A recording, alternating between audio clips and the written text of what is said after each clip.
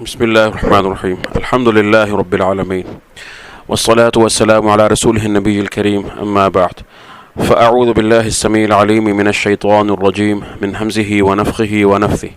بسم الله الرحمن الرحيم.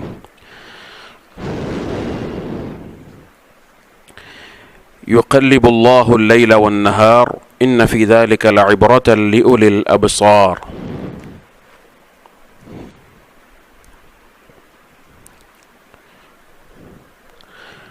آیت نمبر 44 ہے سورۃ النور. یقلب اللہ اللیل والنہار، اللہ رات اور دن کو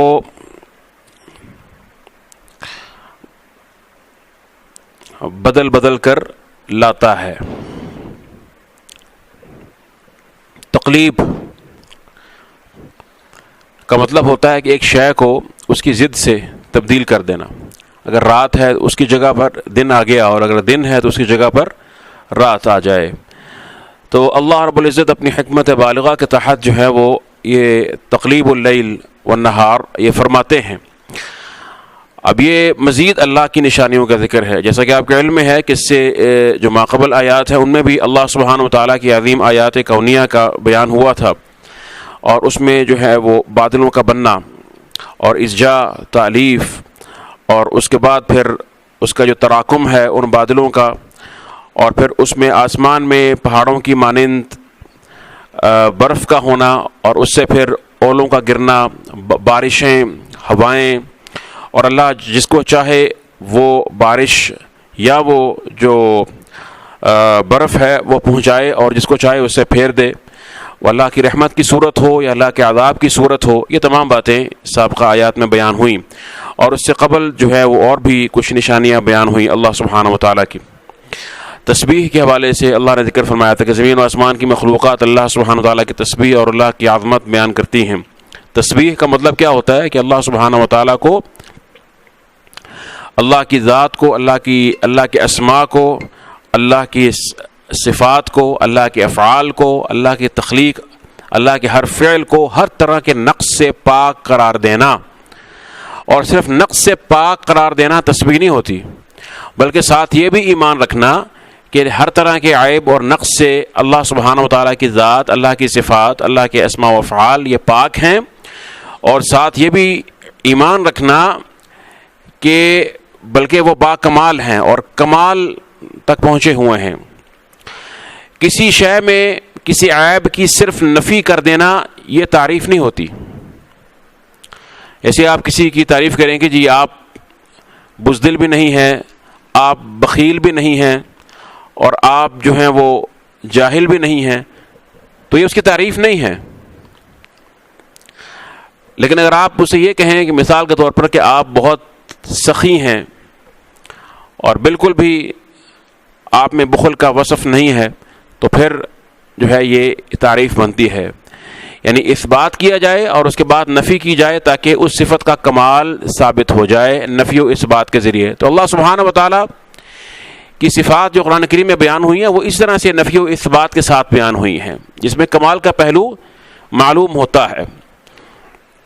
تو اللہ سبحانہ وتعالیٰ کی تسبیح جو ہے یا سبوح، اور اس طرح سے دیگر اللہ سبحانہ وتعالیٰ کے لیے جو کلمات بولے جاتے ہیں ان سے مراد یہی ہے کہ اللہ سبحانہ وتعالیٰ کی صفات تمام کی تمام صفات کمال ہیں اور کسی بھی طرح کے نقص سے اور عیب سے وہ پاک ہیں. یہ مراد ہے. ایسے میں آیت الکرسی پڑھتے ہیں تو کیا کہتے ہیں؟ اللہ لا الہ الا ہو. اللہ ہے. کیا مطلب ہے اللہ کا؟ اللہ کا تو نام اللہ ہے. اس میں سے کوئی معنی بھی نکلتا ہے یا نہیں نکلتا؟ اللہ سے معنی ثابت ہوتا ہے یا نہیں؟ ہاں نہیں، چٹان تو نہیں ثابت نہیں ہوتا. اللہ سے، لفظ اللہ سے، اس کا چٹان سے کوئی تعلق نہیں ہے. شاید آپ کے ذہن میں سمد ہوگا، لیکن وہ بھی اس طرح سے چٹان پر نہیں بولا جاتا. اللہ کا سے ثابت ہوتی ہے الوہیت، الہ ہونا. الہ سے ہے نا، اس کا مادہ حمزہ لام ہا، کہ جب ہم اللہ بولتے ہیں تو وصف الہ کا اثبات کرتے ہیں، الوہیت کا یعنی اثبات کرتے ہیں کہ اللہ الہ ہے. تو جب الہ کا اثبات کر دیا تو اللہ کے سوا کوئی اگر اور الہ بھی ہو تو کیا الوہیت کا کامل اثبات ہوا؟ نہیں ہوا. اللہ میں جب آپ نے الوہیت کا اس بات کر دیا تو اللہ کے ما سوا تمام سے اگر آپ الوہیت کی نفی کریں گے تو کمال الوہیت ثابت ہوگی نا اللہ میں. ایسے ہی ہے. تو اس لیے فرمایا کہ اللہ لا الہ الا ہو. سمجھ گئے ہیں بات کو؟ اس سے کیا ہوا کہ اللہ کی جو الوہیت ہے وہ کمال کے ساتھ ثابت ہو گئی کہ ایسا کمال ہے اور ایسا اس میں ایسی عظمت ہے کہ اس میں کسی قسم کا نقص نہیں ہے. پھر فرمایا کہ الحی القیوم، کہ اس میں حیات ہے اور قیومیت بھی ہے. ٹھیک ہے. اور حیات کی صفت انسانوں میں بھی ہوتی ہے اور بھی دیگر جانداروں میں جن کو اللہ نے زندگی دی، حیات دی، ان میں حیات کی صفت ہے یا نہیں؟ الحی بولا جاتا ہے نا دوسرے جانداروں پر، یخرج الحی من المیت ویخرج المیت من الحی. تو اللہ بھی تو الحی ہے، الحی القیوم. لیکن اللہ کی حیات کیسی ہے کہ اس میں موت تو نہیں ہے، اور موت کا جو ادنا صورت اور کیفیت ہے وہ کیا ہے؟ نیند یا اونگ، وہ بھی نہیں ہے. الحی القیوم لا تأخذہ سنۃ ولا نوم. تو اسی طریقے سے آپ پڑھتے چلے جائیں اور دیگر آیات تو آپ کو سمجھ میں آئے گا. تو یہ ہے تسبیح کا مطلب کہ اللہ کی جو ہے وہ قدوسیت کو، اللہ کی جو تسبیح ہے اس کو ثابت کرنا، اللہ کی پاکیزگی کو. نحن نسبح بحمدک ونقدس لک.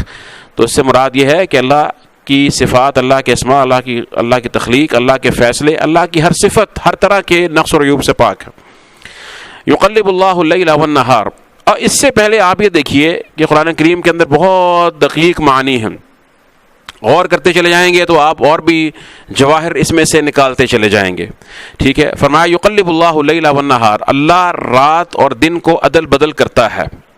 اب دیکھیے کہ یہاں پر اللہ کا پھیرنا رات اور دن کو ایک دوسرے کے ساتھ، اس کے اندر اللہ نے رات اور دن کا ذکر کیوں فرمایا؟ کیونکہ ایک تو اس میں یہ بڑی واضح نشانی ہے، اور اس سے پہلے جو نشانیاں ہیں وہ بھی واضح ہیں، بارش، ہوا، بادل. لیکن پھر اس میں کچھ نہ کچھ دقت ہے. تو یہ تو بالکل واضح ہے، ہر انسان کو معلوم ہے کہ دن رات آتے ہیں، اور دن رات کے یہاں جو ہے وہ بدل کر آنے میں، اللہ سبحانہ تعالیٰ کے ان کو لانے میں صرف یہ نہیں کہ ظاہری حسی طور پر دن اور رات بدل کر آتے ہیں، بلکہ اس میں معنوی پہلو بھی ہے. یعنی انسانوں کی جو حالتیں بدلتی رہتی ہیں. تلک الایام نداولها بین الناس. کبھی عزت ہے، کبھی ذلت ہے، کبھی فقر ہے، کبھی غنا ہے، کبھی بیماری ہے، کبھی شفا ہے. ٹھیک ہے. کبھی عروج ہے اور کبھی زوال ہے. یقلب اللہ اللیل والنہار.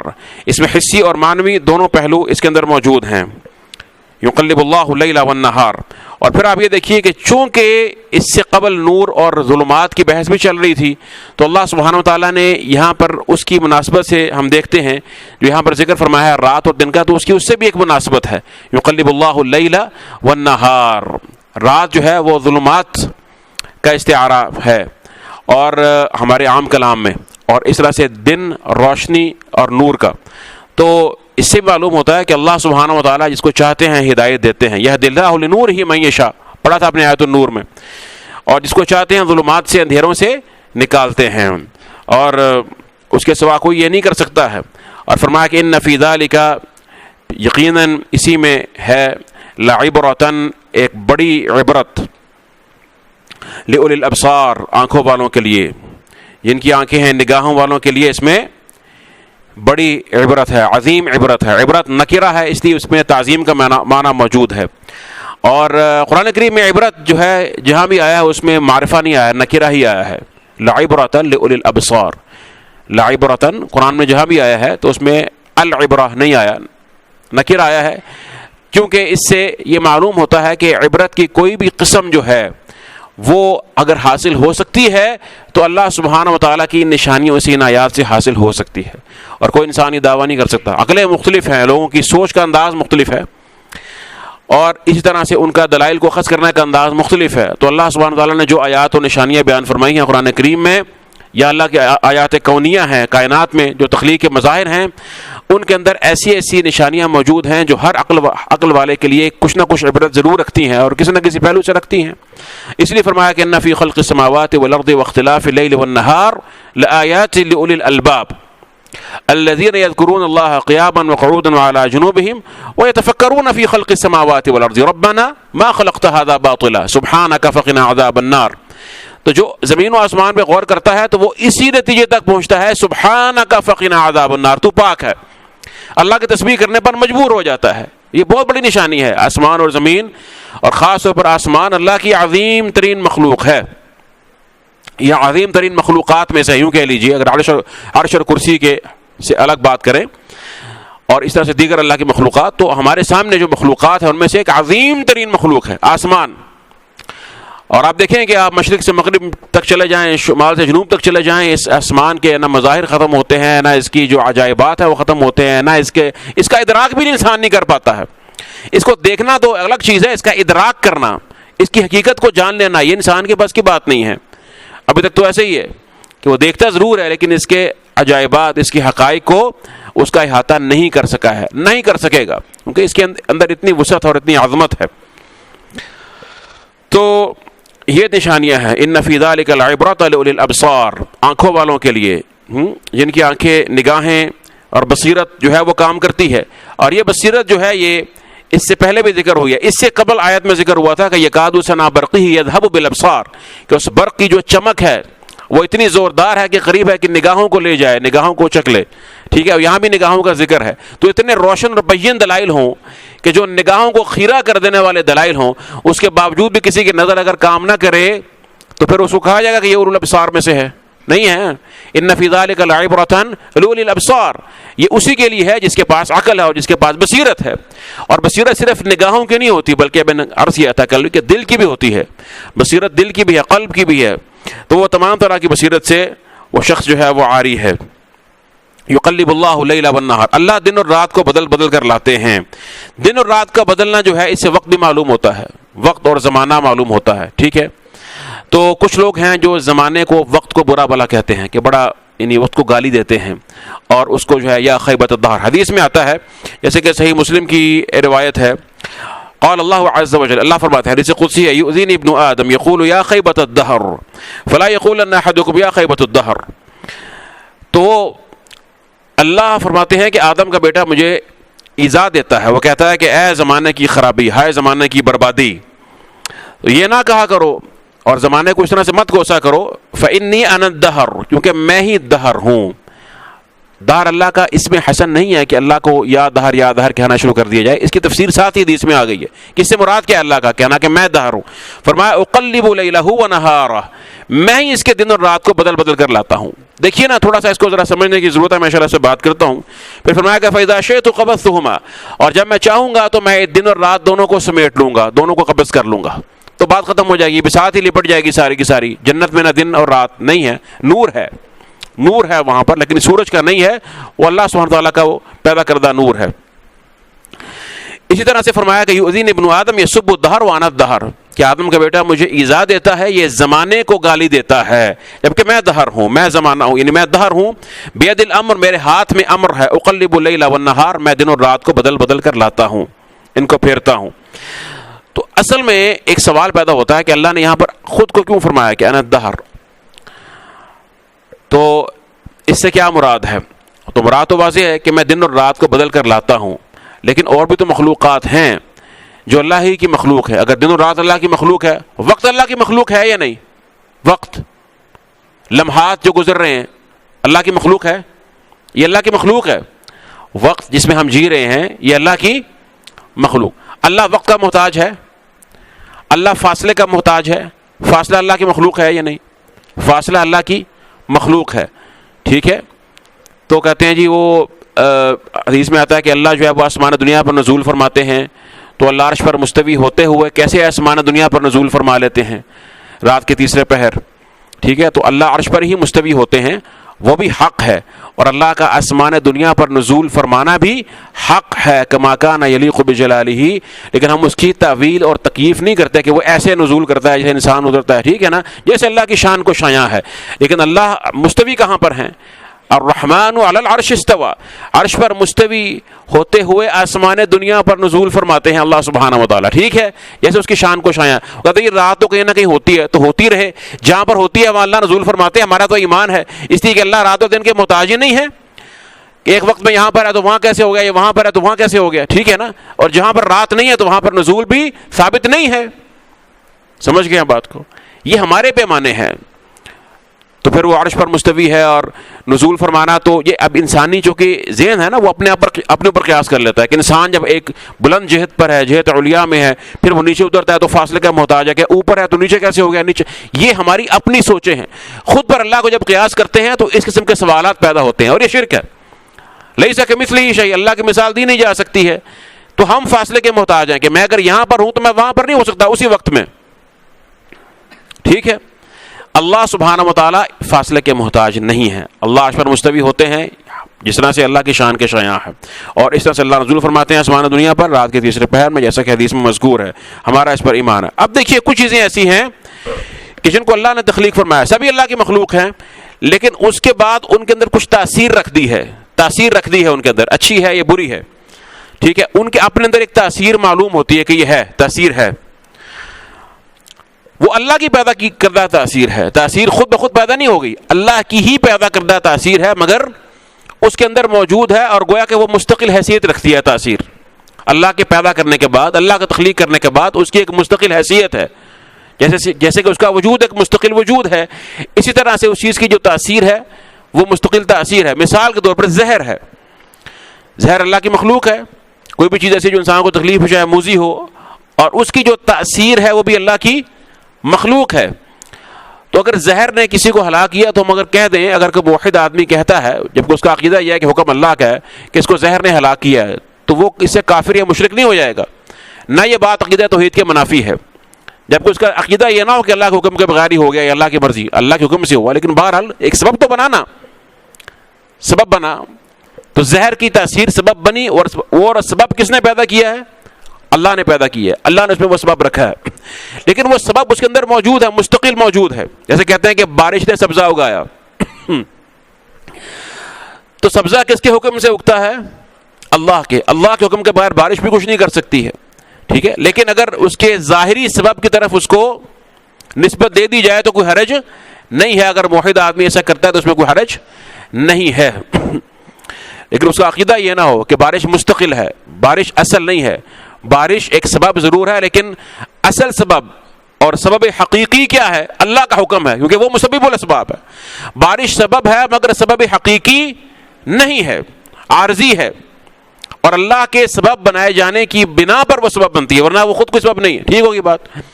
لیکن اس میں ایک تاثیر تو موجود ہے نا جو نظر آتی ہے. اب مجھے بتائیے کہ رات اور دن کے آنے جانے میں کیا تاثیر ہے؟ وقت کے گزرنے ہوئے لمحات میں کیا تاثیر ہے کہ اس کو اچھا ہے برا کہیں ہم؟ ابھی ایک لمحہ گزرتا ہے، اس کے بعد اگلا لمحہ آتا ہے، اگلا لمحہ آتا ہے، یہ وقت گزر رہا ہے. اس وقت میں تو کچھ بھی نہیں ہے، تو پیمانہ ہے. صرف کس کا پیمانہ ہے؟ انسان کے اپنے افعال کو ماپنے کا، سمجھنے کا. ایسے ہی ہے نا، مثال کے طور پر آپ کسی کو اجرت دینی ہے کہ یہ 2 گھنٹے کام کریں گے تو اتنی تنخواہ ہوگی، 6 گھنٹے کریں گے اتنی ہوگی، 8 گھنٹے کریں گے تو ایسے ہی کرتے ہیں نا. تو وہ گھنٹے جو آپ بتا رہے ہوتے ہیں وہ خود کیا ہیں؟ خود تو کچھ نہیں ہے وہ گھنٹہ. اس گھنٹے میں جو کام ہو رہا ہے اصل تو وہ چیز ہے نا. تو وقت صرف ایک پیمانہ ہے، وقت تو کچھ بھی نہیں ہے. اگر آپ غور کریں تو وقت میں خود کوئی تاثیر نہیں ہے. وقت تو مسلسل اللہ کے حکم سے تخلیق ہوتا چلا جا رہا ہے. کن فیکون. بات سمجھ آ رہی ہے یا نہیں آ رہی؟ کن فیکون کے ساتھ یہ تخلیق کے وقت کا عمل جو ہے وہ جاری ہے، جبکہ اس کے اپنے اندر کوئی تاثیر نہیں ہے. وقت کے اندر نہ اچھی ہے نہ بری ہے کہ وہ کسی کو متاثر کر سکے. ٹھیک ہے، وہ تو اللہ کی مخلوق ہے، اور مسلسل اللہ کے حکم سے ہر اگلا لمحہ اور لمحوں کے آپ انگنت چلے جائیں، اس کی گہرائی میں چلے جائیں، اس کا جز میں چلے جائیں، وہ اللہ کے حکم سے تخلیق ہوتا چلا جا رہا ہے. ایسے ہی ہے نا.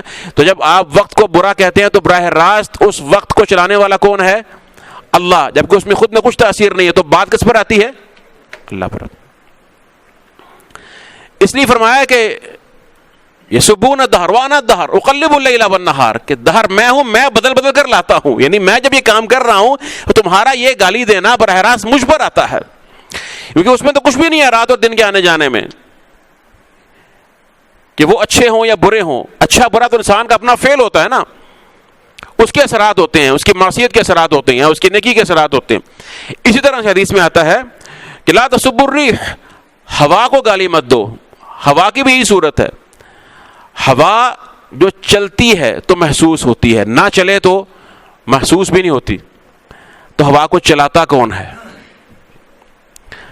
تصریف الریاح والسحاب المسخر. ہوا کو چلانے والا کون ہے؟ اللہ سبحانہ وتعالی، اس کا حکم. تو جب ہوا کے چلنے کو برا کہو گے تو براہ راست کس کے فعل پر آئے گا؟ تو اس لیے اسی طرح کی چیزوں کو سمجھنے کی ضرورت. اس کے بالمقابل وہ چیزیں جو اللہ نے پیدا کر دی، ان میں تاثیر رکھ دی مستقل، اب ان کو ان کی طرف منسوب کیا جا سکتا ہے. یقلب اللہ اللیل والنہار ان فی ذلک لعبرۃ لأولی الابصار. کوئی شک نہیں کہ بہت بڑی عبرت اور بہت بڑی موعظت ہے، اور اہل بصیرت کے لیے اس سے جو ہے وہ نصیحت حاصل کرنے کے بہت عظیم مواقع ہیں دن اور رات کے آنے جانے میں. پھر فرمایا واللہ خلق کل دابۃ من ماء، واللہ خلق، اور اللہ نے پیدا کیا کل دابۃ، ہر رینگنے والے کو، جاندار، ہر رینگنے والے جاندار کو. کل ما یدب علی وجہ الارض، زمین کی سطح پر جو بھی چلنے والا رینگنے والا جاندار ہے اس کو دابہ کہا جاتا ہے. داب اصل لفظ ہے، آگے ہا جو ہے جو تا لگی ہوئی ہے گول، یہ مبالغے کے لیے اضافہ کیا گیا اس کا.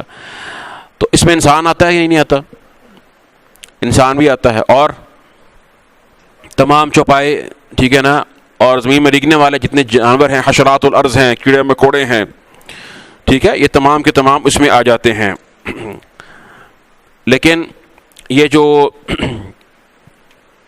دابہ ہے، لغت میں تو اس کا اطلاق ہر اس چیز پر ہو جاتا ہے جو زمین پر چلنے والی ہے، رینگنے والی ہے. لیکن عرف میں دابہ کا جو اطلاق ہے وہ کس پر ہوتا ہے؟ چوپاؤں پر. چوپاؤں پر اطلاق ہوتا ہے، یہ عرف کے اندر اس کا اطلاق ہوتا ہے. تو عرف میں اگر آپ کسی انسان کو دابہ کہیں گے وہ لڑ پڑے گا آپ سے، کہ لغت ایک لغوی معنی ہے اور ایک عرفی معنی ہے. جیسا کہ ایک لغوی معنی ہوتا ہے، عرفی معنی ہوتا ہے، پھر ایک شرعی معنی بھی ہوتا ہے. ٹھیک ہے، جب اللہ فرماتے ہیں اقیم الصلاۃ، تو صلاۃ کا کون سا معنی لیا جائے گا، لغوی یا شرعی؟ اور شرعی معنی کیا ہے صلاۃ کا؟ جو اللہ کے رسول نے بیان کیا، جس میں ارکان ہیں، جس کے اندر شروط ہیں، جس کے اندر واجبات ہیں، اور پوری ایک کیفیت ہے نماز پڑھنے کا سارا، جیسے کہ نبی کریم صلی اللہ علیہ وسلم نے تفصیل سے اس کو بیان فرمایا. صلو کما رأیتمونی اصلی، یہ ہے صلاۃ. کوئی کہے نہیں جی میں تو صلاۃ کا معنی لغوی اعتبار سے کروں گا، تو اس اعتبار سے کئی معنی اس کے بن سکتے ہیں لغوی اعتبار سے. رقص کا معنی بھی نکل آئے گا اس سے، ٹھیک ہے، لغوی اعتبار سے نکل سکتا ہے. دعا کا معنی بھی ہے اور دیگر معنی بھی کیے جاتے ہیں، ٹھیک ہے، ہوگی بات. لیکن جو ہم جب صلاۃ کا شرعی معنی لیں گے قرآن کریم کے سیاق اور حدیث سے مبارکہ کے سیاق کو دیکھتے ہوئے، تو وہ وہی ہوگا جو اللہ کے رسول نے بیان کیا. اس طرح سے حج کا معنی ہے، جب کوئی لفظ شرع میں وارد ہوتا ہے تو اس کا وہی معنی لیا جائے گا جو شارع نے بتایا ہے اور سمجھایا ہے.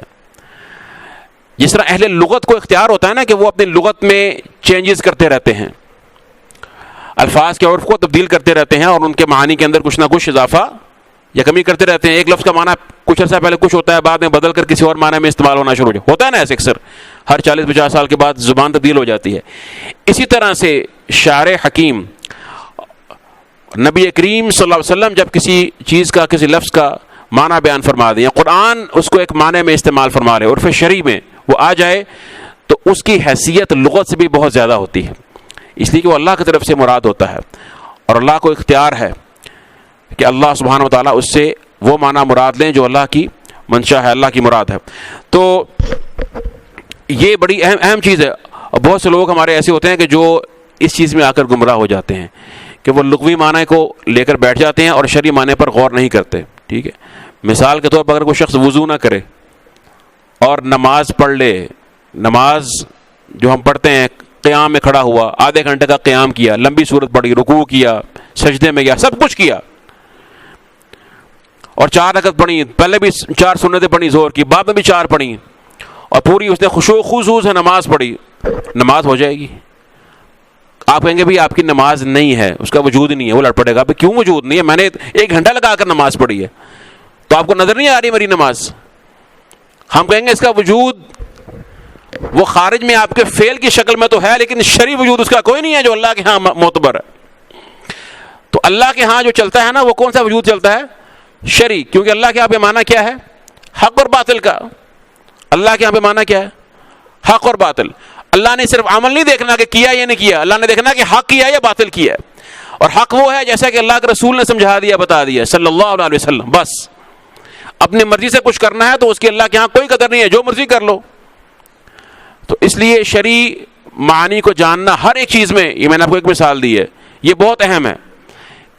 حتیٰ کہ نفاق کو آپ دیکھ لیں، اور اس میں اکثر لوگ بغالطہ کھاتے ہیں. نفاق کا لفظ انسان کے لیے منافق بولا جانا، اس سے جو ہے نا وہ مشرکین یا عرب کے لوگ واقف نہیں تھے. قرآن کی اصطلاح ہے یہ کہ انسان کے لیے منافق بولنا جو باطن میں کفر رکھتا ہے اور ظاہر میں اسلام دکھاتا ہے. ٹھیک ہے، جو چھپاتا ہے وہ، یہ اس اصطلاح اس شخص کے لیے منافق کا لفظ استعمال کرنا یہ قرآن کی اصطلاح ہے. اس سے پہلے اس معنی میں معروف نہیں تھا. تو بہرحال یہ چیزیں سمجھنے کی. واللہ خلق کل دابۃ من ماء، اللہ نے پیدا کیا ہے ہر چلنے والے جاندار کو من ماء، پانی کی کسی قسم سے، پانی کی کسی قسم سے. ماء میں نے قسم کا معنی اس لیے کیا کہ ماء یہاں پر نکرہ ہے، جبکہ آپ کو پتا ہے وجعلنا من الماء کل شیء حی، قرآن میں آتا ہے نا کہ ہم نے پانی سے ہر جاندار کو بنایا ہے.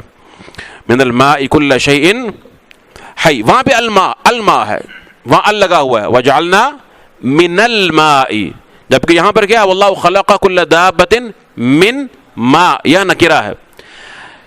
ان دونوں میں کیا فرق ہے؟ وہ فرق اب آپ کو معلوم ہوگا جب آپ آگے چلیں گے. تو پھر میں آپ کو یہ سمجھاتا ہوں. فرمایا کہ اللہ نے پیدا کیا ہے ہر رینگنے والے کو پانی کی کسی قسم سے. فمنہم، بس پھر ان میں سے ہیں میں وہ یمشی علی بطنی، جو کہ چلتے ہیں اپنے پیٹ پر. دابہ میں سے، دواب میں سے جو رینگنے والے جاندار ہیں ان میں سے کچھ تو ایسے ہیں جو اپنے پیٹ پر، جیسے کہ سانپ وغیرہ ہے. ومنہم من یمشی علی رجلین، اور ان میں سے وہ ہیں کہ جو دو پاؤں پر چلتے ہیں. ومنہم من یمشی علی اربع، اور ان میں سے وہ بھی ہیں جو چار پر چلتے ہیں، یعنی چار ٹانگوں پر. یخلق اللہ ما یشاء، اللہ جو چاہتا ہے تخلیق کرتا ہے، پیدا فرماتا ہے. ان اللہ علی کل شیء قدیر، یقیناً اللہ سبحانہ و تعالی ہر شے پر خوب قدرت رکھنے والا ہے. اب دیکھیے کہ فمنہم من یمشی علی بطنہ ومنہم من یمشی علی رجلین ومنہم من یمشی علی اربع. کچھ ایسے ہیں کہ جو پیٹ پر چلنے والے ہیں، اور کچھ ایسے ہیں کہ جو دو پاؤں پر چلتے ہیں، جیسے کہ پرندے اور انسان، اور دیگر مخلوقات بھی ہو سکتی ہیں ہمارے جو علم میں ہے، ہمارے سامنے ہیں، ان کی بات کرتے ہیں. ومنہم من یمشی علی اربع، اور کچھ ایسے بھی ہیں کہ جو چار پر. ٹھیک ہے، اب یہاں پر دیکھیے تنوع ذکر ہو رہا ہے، مختلف، یعنی ایک ہی ان کی بنیاد ہے، پانی سے تخلیق ہے. اور یہ پانی سے مراد صرف نطفہ نہیں ہے، پانی یہاں پر عام ہے نا، نطفہ بھی اس سے ہو سکتا ہے، اور نطفے کے علاوہ ویسے بھی پانی جو ہے وہ اس کے بغیر حیات، زندگی کا وجود نہیں ہے. پانی اصل ہے زندگی کی. وجعلنا من الماء کل شیء حی. کچھ لوگ ترجمہ کرتے ہیں اس آیت کا کہ وجعلنا من الماء کل شیء حی کا مطلب ہے کہ پانی کے ساتھ حیات، یعنی ہر جاندار کی زندگی کی بقا ہے. یہ ترجمہ صحیح نہیں ہے، غلط ہے. وجعلنا من الماء کل شیء حی فرمایا، وجعلنا من الماء کل شیء حیا نہیں فرمایا ہے. وجعلنا من الماء کل شیء حی کا مطلب ہے کہ ہر جاندار کی جو اصل ہے، جس سے وہ بنا ہے، تخلیق ہوا ہے، وہ پانی ہے. پانی کے بغیر اس کی حیات کی بقا تو درکنار، اس کی زندگی کا وجود اور اس کی زندگی میں جو نمو ہے، اس کی جو افزائش ہے، وہ ممکن ہی نہیں ہے. ٹھیک ہے، تو یہاں پر ابھی ذکر ہے. اور یہاں پر چونکہ مختلف اب قسموں کا ذکر ہے کہ پانی سے پیدا ہونے والے، کوئی رینگ رہا ہے، کوئی چل رہا ہے، پھر ان کی ٹانگوں کی مختلف ان کی جو ہے وہ قسمیں ہیں، شکلیں ہیں. تو اس لیے فرمایا کہ من ماء، یہاں پر پانی کو نکرہ فرمایا کہ انواع مختلف ہیں، انواع اور کیفیات مختلف ہیں. چونکہ وہاں ذکر مختلف ہوا ہے کیفیات اور انواع کا، اس لیے یہاں پانی کو نکرہ، ماء کو نکرہ رکھا ہے. جبکہ وجعلنا من الماء کل شیء حی، وہاں پر انواع کا بیان مقصود نہیں ہے مختلف جانداروں کا یا مختلف جانداروں کا. وہاں پر مقصود یہ ہے کہ تمام جانداروں کی بنیاد ایک چیز ہے جس کو پانی کہا جاتا ہے. تو وہاں پہ جنس کی تعریف ہے، الماء یہ تعریف جنسی ہے، بتانے کے لیے کہ ان کی بنیاد وہ چیز ہے جس کو آپ پانی سمجھتے ہیں. پانی جانتے ہیں نا کیا ہوتا ہے، بس پانی سے حیات. سمجھ گئے ہیں؟ اب کہ یہاں پر یہ ہے کہ انواع مختلف ہیں، اس پانی کی بھی انواع مختلف ہیں، کیونکہ جانداروں کی افزائش اور ان کی جو پیدائش ہے مختلف ہوتی ہے۔ اس میں کافی پھر آپ دیکھیں کہ جدید دور کی جو سائنس ہے اس کے اندر بھی پھر یہ بحوث جو ہیں وہ موجود ہیں، جیسے یہ تولد ہے اور توالد ہے۔ ایک ہے کہ کسی یعنی جاندار سے بظاہر کسی شے کا پیدا ہونا، جیسے ہم جانتے ہیں کہ جانور ہیں اور ان کے اندر نر اور مادہ ہوتے ہیں، یا انسان کے اندر ایسے ہے، اور اس سے آگے پھر مزید جاندار پیدا ہوتے ہیں، اور کچھ ایسی مخلوقات ہیں کہ جو بظاہر کسی نر اور مادہ سے پیدا نہیں ہوتے۔ جیسے کہ آپ دیکھتے ہیں کہ بہت سی چیزوں کو آپ چھوڑ دیں، اگر ان کو ایک کوئی کھانے کی چیز اگر آپ چھوڑ دیں تو تھوڑی دیر بعد جب اس میں ایک خاص کیفیت پیدا ہوتی ہے، گلے سڑنے کے بعد تو کچھ کیڑے مکوڑے اس میں پیدا ہو جاتے ہیں، چیزیں پیدا ہو جاتی ہیں۔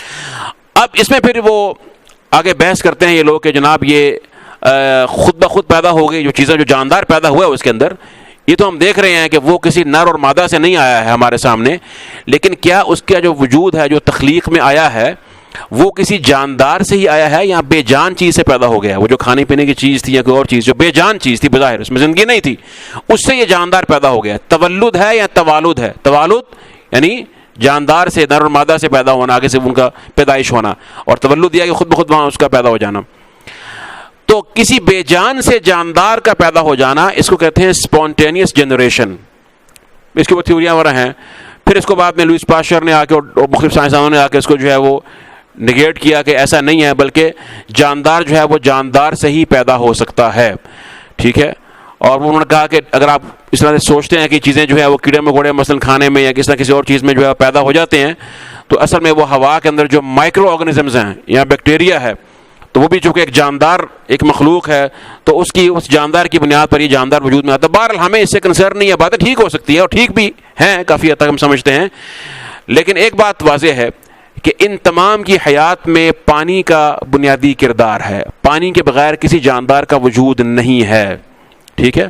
وہ اے سیکشول ریپروڈکشن ہو، ٹھیک ہے نا، وہ نر اور مادہ سے بنے، وہ اسپونٹینیس ہو، وہ کچھ بھی ہو، پانی کے بغیر کسی جاندار کا وجود نہیں ہے، اس کی تخلیق ممکن نہیں ہے، کیونکہ اللہ سبحانہ تعالیٰ کا یہ حکم اور فیصلہ ہے، اور اسی پر جو ہے وہ عقل متفق ہے۔ اور پھر یہ بھی ذہن میں رکھیے کہ اللہ سبحانہ تعالیٰ نے جب پہلے انسان کو بنایا تو اس سے پہلے اس کے لیے کوئی اس کی مثال نہیں تھی، اور کو اللہ نے تخلیق کیا۔ اللہ کے لیے مشکل نہیں کہ بغیر کسی سابقہ مثال اور بغیر کسی سابقہ وجود کے، بغیر کسی سابقہ زندگی وجود میں لے آئے۔ اللہ کے لیے کیا مشکل ہے؟ اس نے ایسی تخلیق فرمایا ہے۔ اور یہ دیکھیے یہ آیت شروع کیسے ہوئی ہے؟ شروع ہوئی ہے کہ واللہ خلق، شروع کیسے ہوئی ہے؟ واللہ خلق، اللہ نے پیدا کر دیا، ماضی کا صیغہ، اور ختم کیسے ہوئی ہے؟ یخلق اللہ ما یشاء، اللہ جو چاہتا ہے پیدا کرتا ہے۔ شروع بھی خلق سے ہے اور اختتام بھی صفت خلق پر ہے، لیکن شروع میں جو صیغہ ہے وہ ماضی کا ہے اور آخر میں صیغہ کون سا ہے؟ مضارع کا صیغہ ہے۔ دونوں میں کیا فرق ہے؟ خلق ماضی کا یہ بتاتا ہے کہ اللہ کی ازل سے یہ سنت ہے کہ وہ ہمیشہ ہمیشہ سے خالق ہے، سبحان اللہ۔ اللہ کا پیدا کرنا یہ نہیں کہ وہ پہلے خالق نہیں تھا بعد میں خالق ہو گیا، وہ شروع سے ہی خالق ہے، اس کا نام ہی خالق ہے، الخالق۔ اور اللہ کی یہ ایسا وصف ہے کہ جو اللہ کو ممتاز کرتا ہے دیگر اوصاف کی طرح، خاص یہ وصف ہے کہ جو اللہ کو جمیع مخلوقات سے ممتاز کرتا ہے، اور وہ صرف خالق کے ہی لائق ہے، خالق کے ہی لائق ہے۔ جیسے فرمایا کہ افمن یخلق کمن لا یخلق، کیا وہ جو کچھ پیدا نہیں کرتا ہے وہ اس کی مانند ہو سکتا ہے جو پیدا کرتا ہے، تخلیق کرتا ہے؟ ٹھیک ہے، انسان تو کچھ تخلیق نہیں کرتا ہے، یہ تو ایک صورت سے دوسری صورت میں تبدیل کر سکتا ہے چیزوں کو، بس کسی مادے کے بغیر وجود میں لانا، جبکہ مادہ بھی مخلوق ہو، وہ کس کی شان ہے؟ اللہ سبحانہ و تعالیٰ کی۔ اہم یخلقون شیئا، کس طرح سے آتا ہے؟ افمن یخلق من لا یخلق، سورۃ طور میں آتا ہے ام خلقوا من غیر شیء، سبحان اللہ۔ یہ بہت زوردار دلیل ہے۔ ایتھیسٹ جو ہیں ان کے خلاف اگر آپ اسی ایک دلیل کو پکڑ لیں تو قیامت تک وہ آپ کا رد نہیں کر سکتے، جواب نہیں دے سکتے، مبہوت ہو جاتے ہیں۔ ام خلقوا من غیر شیء ام هم الخالقون، یہ بتاؤ کہ بغیر کسی مادے کے، بغیر کسی شے کے وجود میں آگے ہو یا خود پیدا کرنے والے ہو اپنے آپ کو؟ جس سے پیدا ہوئے وہ مادہ کہاں سے آیا تھا؟ جہاں مدی چلے جاؤ پیچھے، بگ بینگ تک چلے جاؤ، اسی پیچھے وہ کہیں سے وجود میں تو آیا تھا نا، وہ مادہ کہاں سے آیا تھا؟ ابھی زیرو ٹائم پہ تم ڈینسٹی جو بھی تم باتیں کرتے ہو سارا وہ جتنا تھا میٹر وجود میں آ گیا، انفینٹ تھا اس وقت، وہ جو کویشچن میں اگر ڈالیں تو یہ بنتا ہے۔ اب خیر لمبی کہانی شروع ہو جائے گی، کس زمانے میں نے اس کو دیکھا تفصیل سے۔ مقصد میرے کہنے کا یہ ہے کہ سب اللہ سبحانہ تعالیٰ کی تخلیق ہے، ٹھیک ہے، وجود میں لاتا ہے. ام ہم الخالقون، یا خود اپنے آپ کو تخلیق کیا ہے یا کسی شے کو تخلیق کیا ہے. انسان نے تو اپنی عقل کو تخلیق نہیں کیا ہے.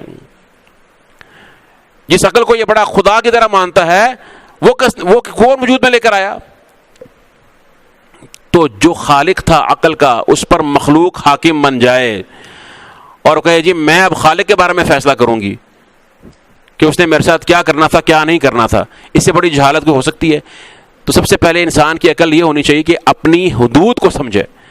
جو اپنی حد کو نہیں جانتا ہے نا کہ میری اوقات کیا ہے، میری حد کیا ہے، کہاں تک میری حد ہے کہ میں اپنی عقل کو استعمال کر سکتا ہوں اور کہاں پر نہیں کر سکتا، تو وہ اس سے بڑا بیوقوف کوئی نہیں ہوتا.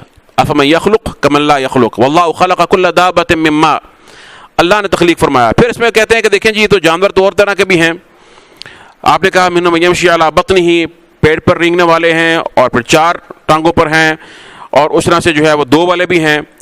تو جبکہ ہم دیکھتے ہیں کہ یہاں پر 4 سے زیادہ ٹانگوں والے بھی ہیں، ٹھیک ہے نا، 40 ٹانگوں والے بھی نظر آ جاتے ہیں، اور اس سے بھی زائد ہو سکتے ہیں.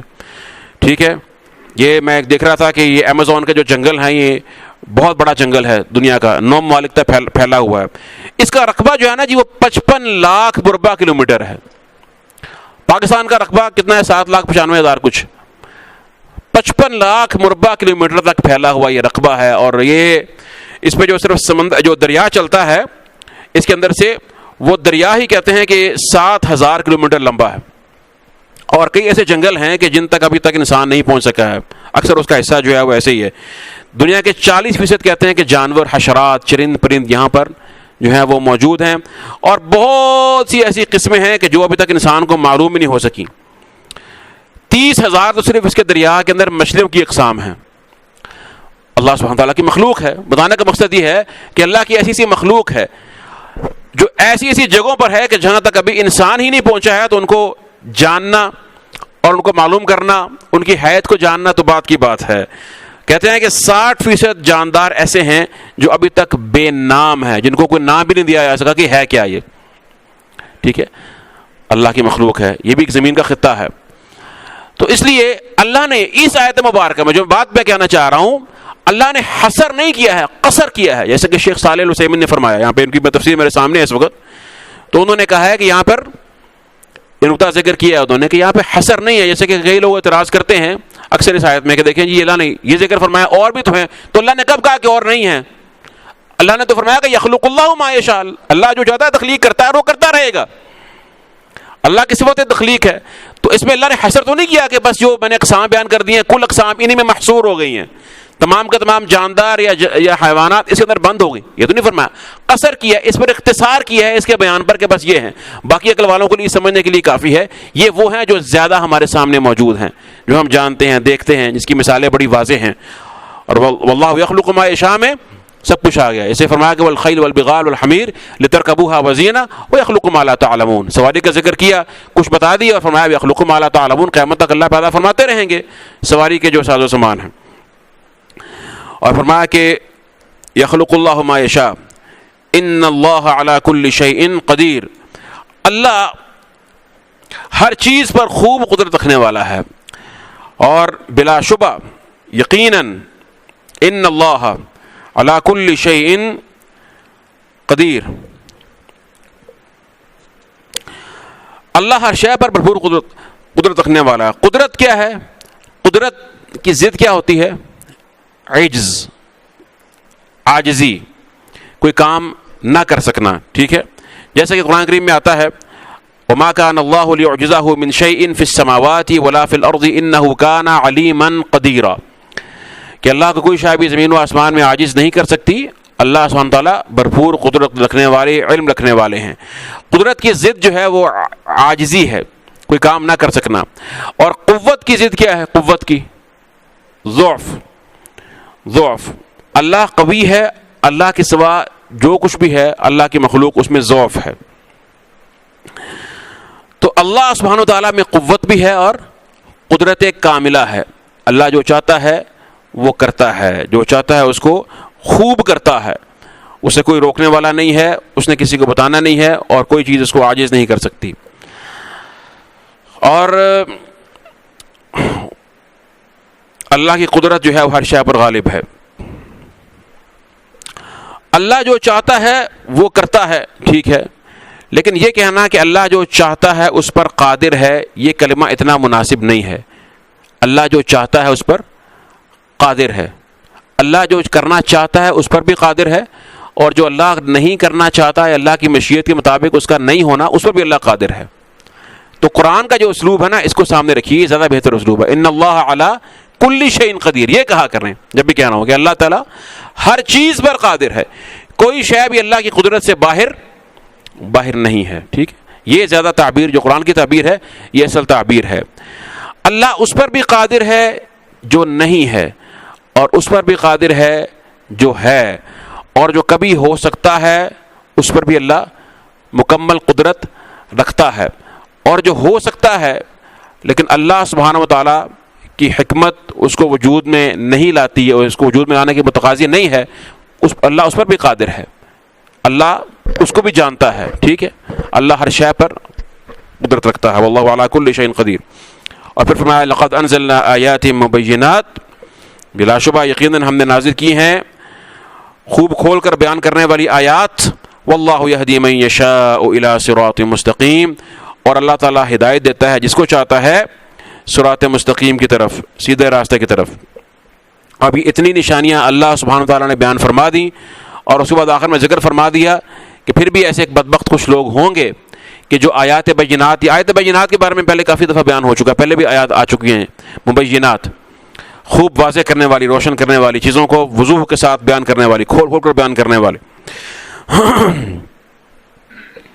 کیونکہ مبینات سے مراد یہ ہے کہ جو خود بھی روشن اور واضح ہو، اور اس کے ساتھ ساتھ دیگر چیزوں کو بھی روشن اور واضح کر دے، حق اور باطل کو جدا جدا کر دے۔ واللہ یہدی من یشاء الی صراط مستقیم، تو فرمایا کہ اللہ جسے چاہتا ہے ہدایت دیتا ہے سیدھے راستے کی طرف۔ ایسے بہت سے لوگ ہوں گے جو ان نشانیوں آیات کے باوجود سیدھے راستے کی طرف ہدایت نہیں پائیں گے، ان کو ہدایت نہیں ملے گی، ان کو نور نہیں ملے گا۔ وہی آیت النور، یہدی اللہ لنورہ من یشاء، اللہ جسے چاہتا ہے نور کی طرف ہدایت دیتا ہے۔ اور پھر اس کے بعد اللہ نے ان اصحاب النور کا ذکر کیا، اور پھر اصحاب ظلمات کا ذکر کیا، پھر اس کے بعد اپنی آیات کونیہ بیان فرمائی جو بڑی روشن اور واضح ہیں، تاکہ معلوم ہو کہ اس نور کے حصول کے تمام اسباب اللہ نے مہیا فرما دی ہیں، زمین و آسمان میں، کائنات میں، قرآن کریم میں، اور اپنی عظیم مخلوقات میں یہ رکھ دیے ہیں۔ اس کے بعد پھر یہ جو آیت پڑھی ہم نے ابھی آخری، لقد انزلنا آیات مبینات واللہ یہدی من یشاء الی صراط مستقیم، یہ آیت تمہید ہے ہمارے اگلے درس میں آنے والے گروہ کے لیے بھی، اس کے بیان کے لیے بھی جو اس کے بعد آ رہا ہے۔ اور اس گروہ میں کیا ہے؟ اس گروہ کے اندر یہ ہے کہ وہ ایسا گروہ ہے جو منافقین کا گروہ ہے۔ یہ بھی تو ایک گروہ ہے نا، ایک تو ہے جو بالکل نور کے اندر نور کو حاصل کرنے والے، یہ کون سے لوگ ہیں؟ اہل ایمان۔ اور ایک وہ ہیں جو کامل اندھیروں میں ڈوبے ہوں، یہ کون ہیں؟ اہل کفر۔ اور ایک وہ گروہ ہے جو رہتے تو اہل نور کے درمیان ہے، اور کبھی کبھی نور کی چمک ان کو پہنچتی ہے۔ کلما اضاءت ما حولہ، کس طرح سے آتا ہے بھائی؟ وہ آتا ہے نا، او کصیب من السماء فی ظلمات ورعد برق یغلون اصابعهم فی آذانهم من السوء حذر الموت والله یکاد البرق یخطف ابصارهم کلما اضاء لهم مشوا فی، کلما اضاء لهم مشوا فی، جب کچھ روشنی ان کے لیے ہوتی ہے وہ روشن کرتا ہے گرد و پیش ان کا، بجلی کی چمک جو گرج، تو کیا ہوتا ہے؟ چلتے ہیں تھوڑا سا۔ تو یہ نور منافق کے اپنے اندر تو نہیں ہے کیونکہ اس نے ایمان ہی لے کر آیا ہے، لیکن یہ نور اس کے خارج میں تو ہے نا، باہر اس کے، بات سمجھ رہے ہیں؟ کیونکہ رہتا کہاں ہے؟ رہتا ہے محمد رسول اللہ صلی اللہ علیہ وسلم کی صحبت میں، بیٹھتا ان کے مجلس میں ہے نا، جو سراپا نور ہیں، تو جب بیٹھے گا ان کے مجلس میں تو کچھ نہ کچھ نور تو چمکے گا نا۔ کلما اضاءت ما حولہ یا کلما اضاء لهم مشوا فی، تو کچھ نہ کچھ چلتا ہے، کچھ راستہ نظر آتا ہے۔ اور وَإِذَا أَظْلَمَ عَلَيْهِمْ قَامُوا، لیکن چونکہ اپنے اندر وہ نور نہیں ہے تو نور جو باہر میں اس کے جگمگا رہا ہے وہ اپنے اندر پیدا نہیں کرتا ہے، تو وہ دوبارہ اندھیرا ہو جاتا ہے، پھر کھڑا ہو جاتا ہے۔ تو اب ان کا ذکر اس کے بعد آئے گا، اور ان کی بھی مناسبت ہے ان کے ذکر کی اس آیت مبارکہ سے کہ واللہ یہدی من یشاء الی صراط مستقیم۔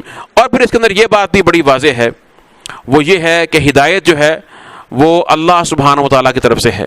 کوئی شخص اپنی عقل پر گمان نہ کرے، کوئی شخص اپنی عقل کو کل نہ جان لے کہ جو میں سمجھ لوں گا وہی ہدایت ہوگی. اس میں کوئی شک نہیں کہ اللہ کی نشانیاں ہیں، اور اللہ کی نشانیوں پر غور کرنے والا صدق دل کے ساتھ حق کو پا لیتا ہے، لیکن اللہ کی توفیق کے بغیر نہیں. تو اس سے معلوم ہوتا ہے کہ انسان کو ہر وقت ہدایت کے لیے اللہ سے دعا کرتے رہنا چاہیے، اللہ پر توکل کرنا چاہیے، اور اللہ ہی سے پناہ مانگنی چاہیے کہ اللہ اس کے دل کو کہیں ٹیڑھا نہ کر دے. فلما زاغوا ازاغ اللہ قلوبہم یا مقلب القلوب ثبت قلبی علی دینک یقلب اللہ اللیل والنہار ان فی ذلک لعبرۃ للابصار یا مقلب القلوب. اس طرح اللہ کے رسول کے دعا، دل بھی تو قلب ہے نا، قلب بھی ہے اور کیا ہے کہ بدلتا رہتا ہے. تو اللہ سبحانہ وتعالیٰ اس کو اسی حالت پر بدل دے اور اس کو جما دے جو ایمان اور نور کی حالت ہے. واللہ یہدی من یشاء الی صراط مستقیم وباللہ تعالیٰ توفیق وصلی اللہ تعالیٰ وسلم.